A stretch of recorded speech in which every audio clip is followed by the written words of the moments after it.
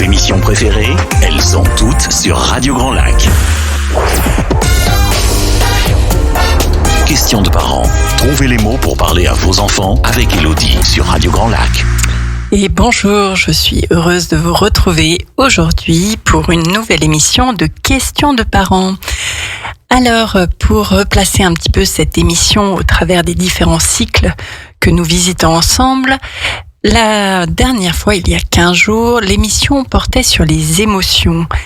Et ce replay, vous pouvez le retrouver comme d'habitude sur YouTube, Radio Grand Lac et sur mes pages de réseau pour découvrir cette émission qui traitait en fait des émotions.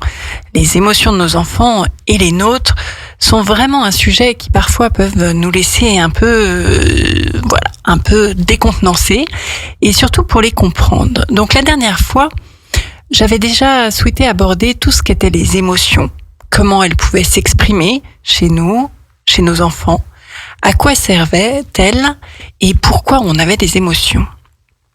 Aujourd'hui, encore plus aujourd'hui qu'un autre jour, j'ai vraiment envie de m'arrêter sur une des émotions que nous avions abordées juste la dernière fois, c'est l'amour. En effet, quand tout chahute, et actuellement on peut dire qu'on est quand même bien chahuté et qu'on peut avoir beaucoup de questions sur l'avenir, quand on a l'impression de ne pas choisir les événements que nous vivons ou que nos enfants doivent traverser, l'important est vraiment, nous allons le voir, d'aller nous reconnecter à ce qui est dans notre champ d'action, dans notre champ des possibles, et c'est surtout d'aller transformer la perception que l'on a de tout ce qu'on traverse.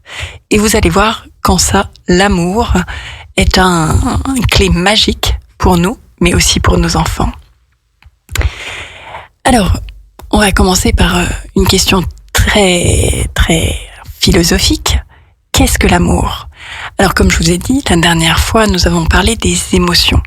Les émotions, c'est véritablement cette réaction que notre corps, qu'on ressent dans le corps, dans l'esprit, dans notre vie, qui apparaît quand on traverse quelque chose, aussi bien à l'intérieur de nous qu'avec l'extérieur. Si vous vous souvenez, j'avais pris un peu l'image de la voiture et des clignotants qui s'éclairent pour nous indiquer qu'il y a un message, quelque chose à faire, à nous adapter.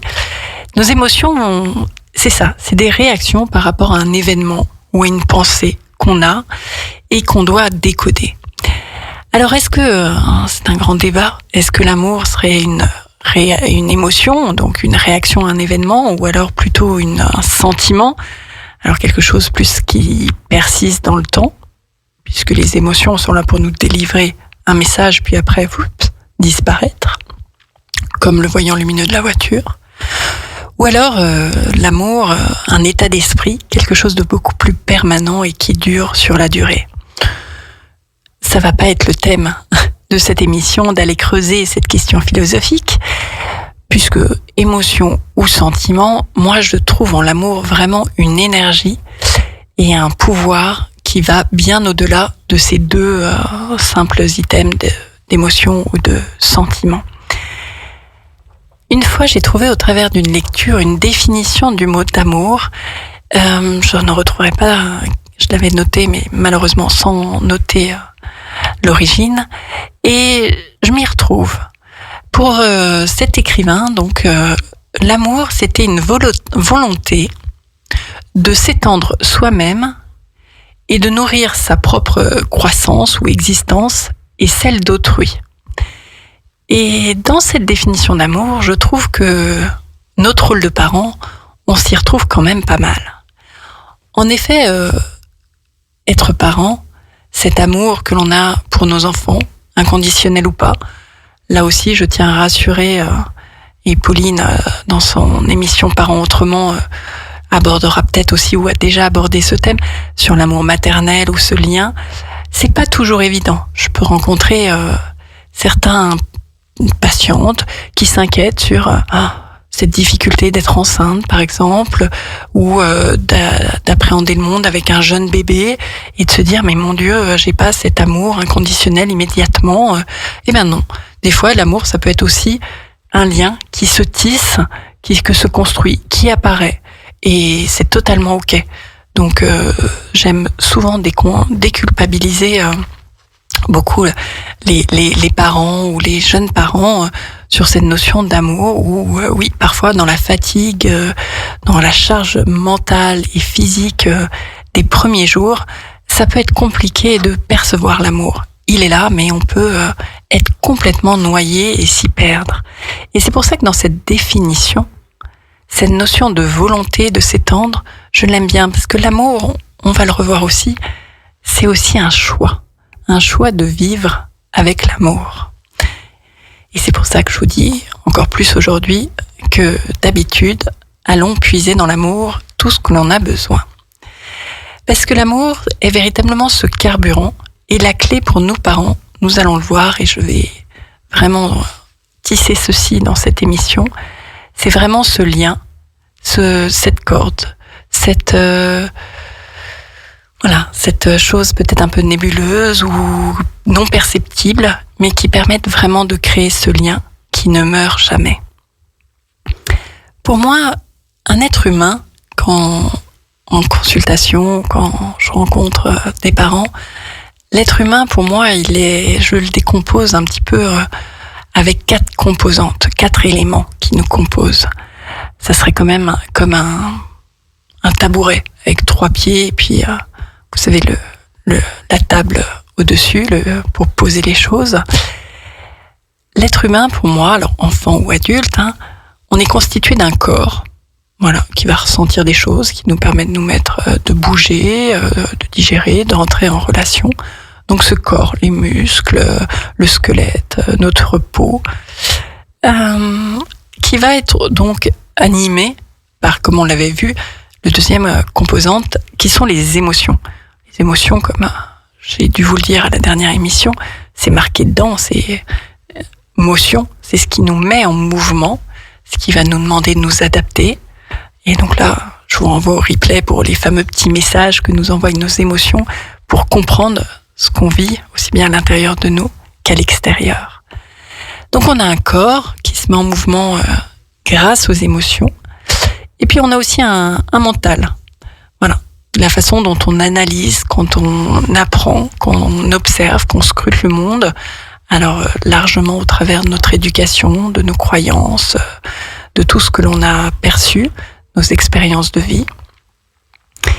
Et pour moi, ça, c'est vraiment le corps, les émotions et le mental, ces 3 pieds de tabouret. Et au-dessus, on a donc cette fameuse tablette, bien utile, où on peut s'asseoir ou poser des choses. Et là, j'appellerais cette dimension chez l'être humain existentielle. Je l'ai déjà évoqué dans le cycle sur la mort.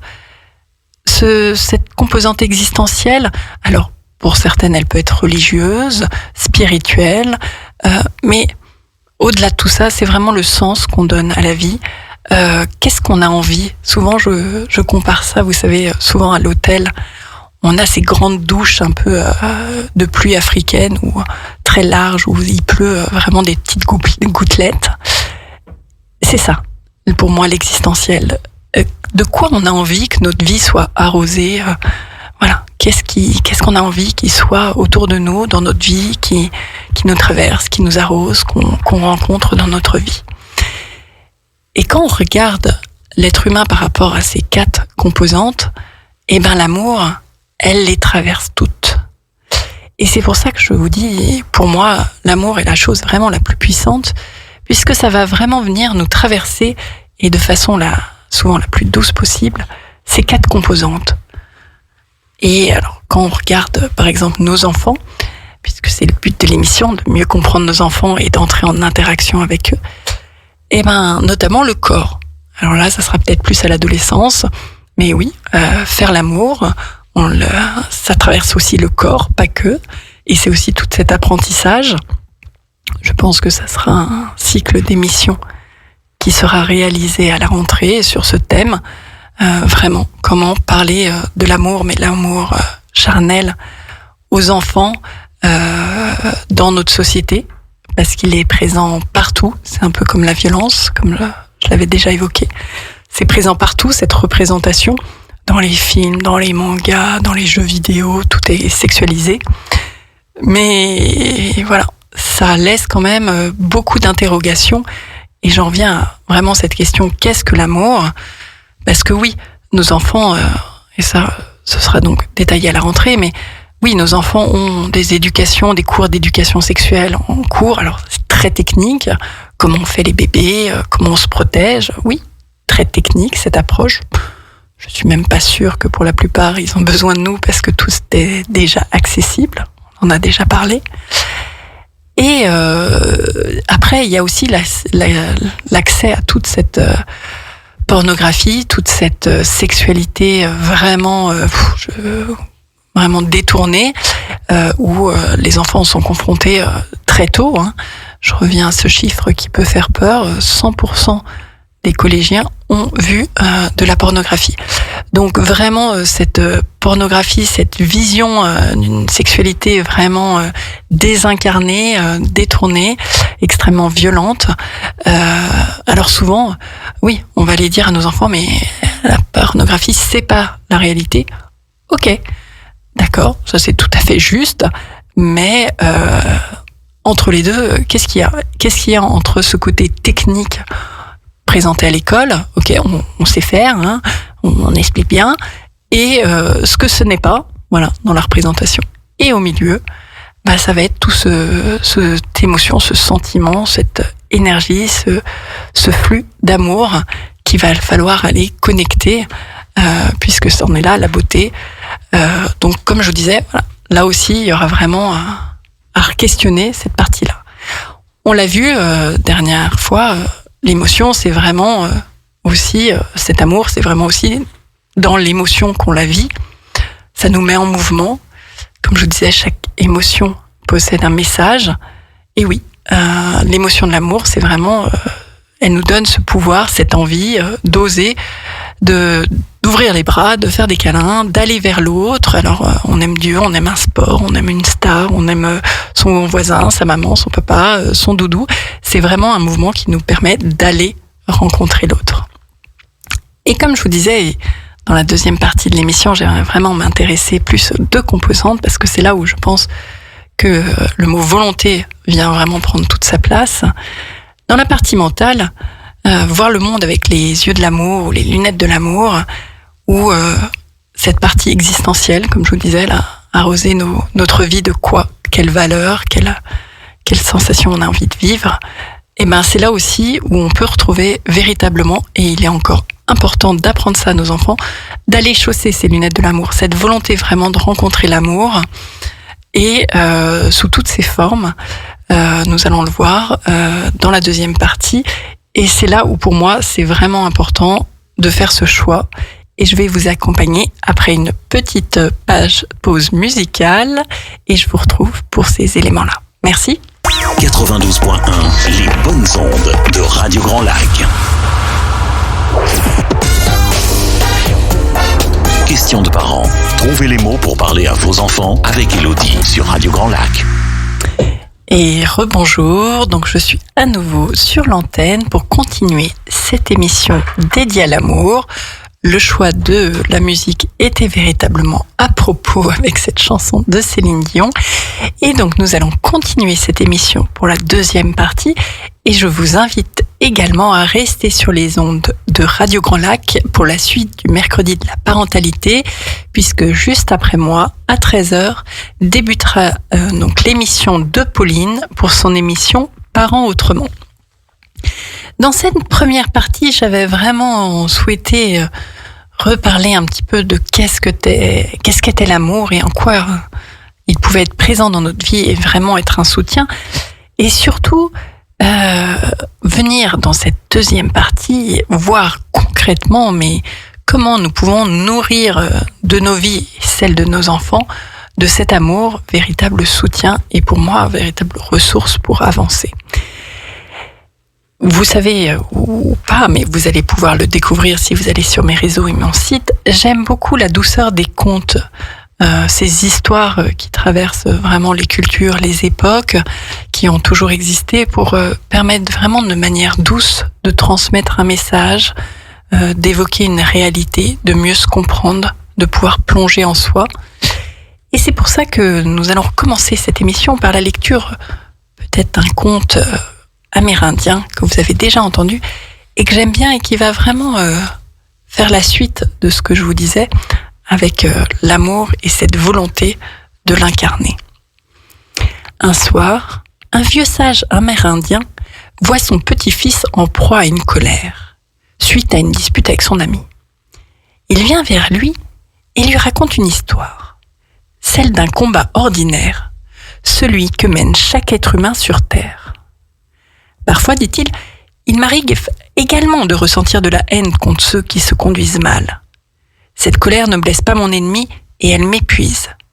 C'est comme avaler du poison et désirer que ton adversaire en meure. Souvent, j'ai combattu ce sentiment.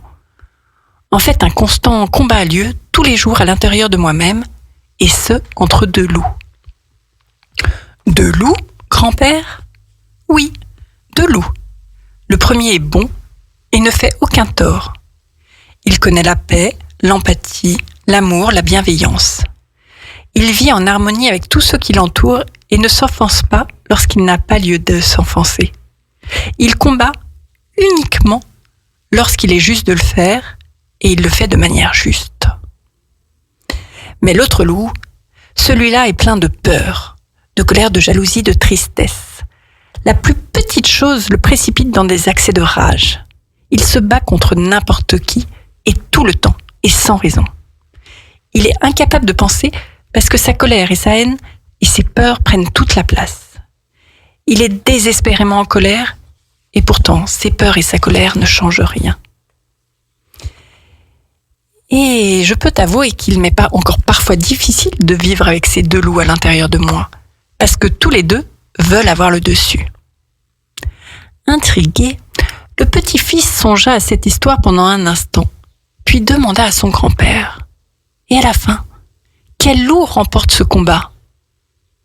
Aussitôt, le vieux Cherokee se tourne vers son petit-fils, le regarde dans les yeux et lui répond « Celui que tu décides de nourrir ». Alors, je ne sais pas si vous connaissiez déjà ce conte en version longue ou courte, puisqu'on peut l'utiliser aussi souvent dans tout ce qui est le développement personnel. Mais je trouve que c'est assez juste, cette métaphore des loups, où bien sûr, les émotions, on l'a vu la dernière fois, la colère, la jalousie, la peur, c'est des émotions qui sont nécessaires, peut-être pas agréables à vivre, mais qui sont nécessaires pour comprendre, décoder le monde qui nous entoure et ce que nous vivons. Mais tout comme, j'en reviens à mon image de voiture, ces voyants qui s'éclairent et qui viennent à s'éteindre une fois qu'on a réalisé manque d'essence, on va à la station-service, piouf, le voyant s'éteint. Les émotions sont là pour nous donner un message, nous demander de nous adapter, de créer une action, mais après sont censées disparaître. La difficulté, on le voit aussi bien dans ce conte, c'est quand on garde ces émotions, qu'on n'agit pas dessus, qu'on comprend pas le message, qu'on n'arrive pas à les évacuer, et ben là, ça peut créer cette tension intérieure, ces différentes choses, et ces peurs. Et donc là, on est plutôt dans la dimension du corps et des émotions, mais pareil, au niveau du mental, le mental, c'est vraiment cet ordinateur, c'est le système central qu'on a dans la tête, qu'on place avec beaucoup de pouvoir dans notre société, beaucoup plus que l'instinct. Et ben ça se programme comme tout ordinateur, comme toute base de données. C'est vraiment qu'est-ce qu'on met dedans, qu'est-ce qu'il sélectionne quand il regarde le monde autour de lui. Et souvent, si on cherche pas l'amour, et ben on va pas le trouver. Alors, je parle pas de chercher le grand amour, je ne me change pas en site de rencontre, mon émission, mais simplement l'amour sous toutes ses formes. Et c'est cela vraiment que j'invite à cultiver avec les enfants. Parce que nous allons le voir, cet amour-là, ce partage qui se vit au travers de l'observation de la nature, de la beauté, des échanges, des rires, des jeux, tous ces moments de partage peut prendre beaucoup de formes. Ça peut être aussi le partage d'une passion, des jeux, transmettre, apprendre à jouer aux échecs. Enfin voilà, une certaine forme de transmission est très important pour l'enfant et c'est surtout beaucoup plus fort que tous les écrans parce que là, ça nourrit vraiment beaucoup plus de sens, beaucoup plus de dimension à la vie que que les écrans et les jeux et cette immédiateté. Et donc c'est là vraiment à cultiver avec l'enfant. On y reviendra. Mais vraiment, c'est là où je vous invite vraiment à programmer ce mental, commander au niveau un peu de l'existence en disant moi je fais le choix de l'amour, de voir l'amour et de transmettre l'amour, puisque on n'est pas dans ce conte qui oppose peur, amour, vraiment avec cette notion de dualité. Forcément, c'est comme les anciennes balances. S'il y en a, on charge un plateau, l'autre plateau bouge. Lâchons cette dualité et vraiment, l'amour permet d'entrer vraiment dans cette notion d'unité, de flux, de circulation. Et par rapport à nos enfants, on l'entend de moins en moins, mais ça m'est déjà entendu parfois d'entendre des parents pour calmer les enfants un peu sous stress, parce que dans le cabinet ils faisaient un peu n'importe quoi, dire attends, je t'aime mais j'aime pas quand tu fais ça, ou alors là c'est très bien, mais je t'aime, sois sage, conditionné vraiment au chantage. Vous voyez, j'arrive même pas à retrouver la phrase. Voilà, moi j'aime, je t'aime quand t'es sage comme ça, ou voilà, quand tu fais pas de bêtises, je t'aime. Enfin voilà, on peut entendre. Oui, j'ai même du mal à retrouver ces expressions qui sont pour moi assez terribles, parce que conditionnent l'amour et cette notion de chantage, alors que vraiment l'amour pour nos enfants, l'amour qu'on doit faire circuler, c'est je t'aime toi, ton être, mais je n'aime pas forcément ce que tu fais, ou je n'aime pas forcément ce que tu as dit, mais ça ne changera pas le fait que toi je t'aime.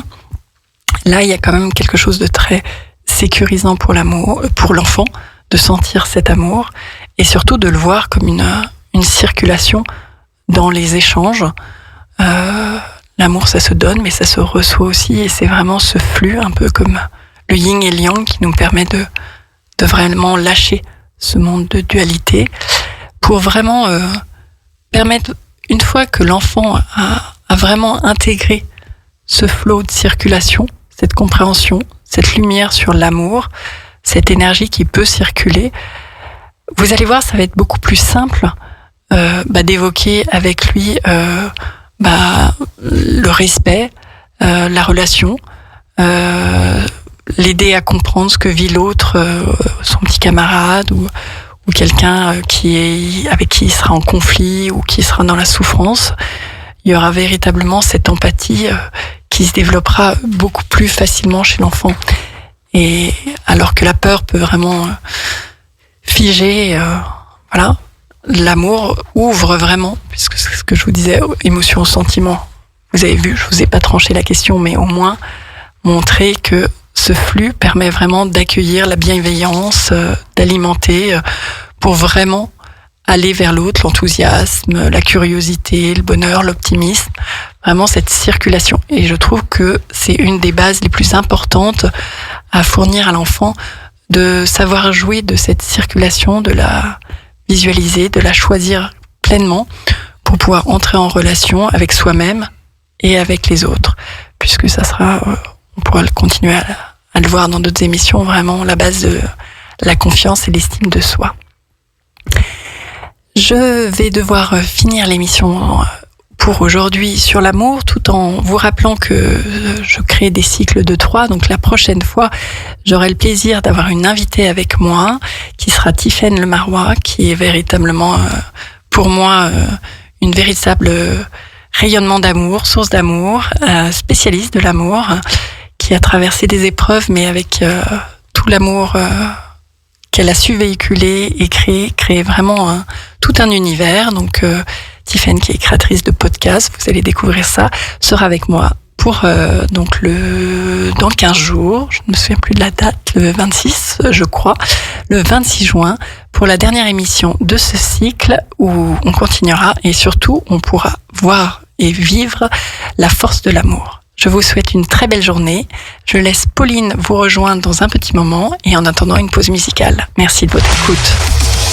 Radio Grand Lac.